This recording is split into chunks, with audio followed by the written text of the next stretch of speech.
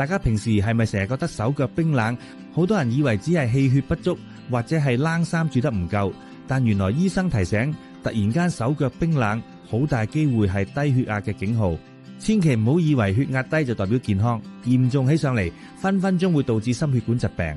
點樣先算低血壓？一般嚟講，收縮壓低過90或者舒張壓低過60就係啦。醫生解釋，血壓太低會令心臟同大腦嘅供血不足，長期落去會增加中風同心肌梗塞嘅風險。咁生活上有咩要注意？醫生列出咗19種低血壓人士要避免嘅食物，主要係具有降血壓功能嘅嘢，例如芹菜、苦瓜、海帶、洋蔥、大蒜，仲有冬瓜、綠豆等等。呢啲食物對高血壓人士係補，但對低血壓人士嚟講就可能會令血壓越跌越低，甚至引起身體不適。相反，如果你想改善低血壓，可以多食呢5類升血壓食物。第一，適量嘅鹽分；第二，高蛋白質食物，好似雞蛋、瘦肉；第三，含有鐵質同維他命 B12嘅嘢食，例如紅肉同深色蔬菜；第四，足夠嘅水分；最後仲可以適量飲少少含咖啡因嘅飲料，例如茶或咖啡。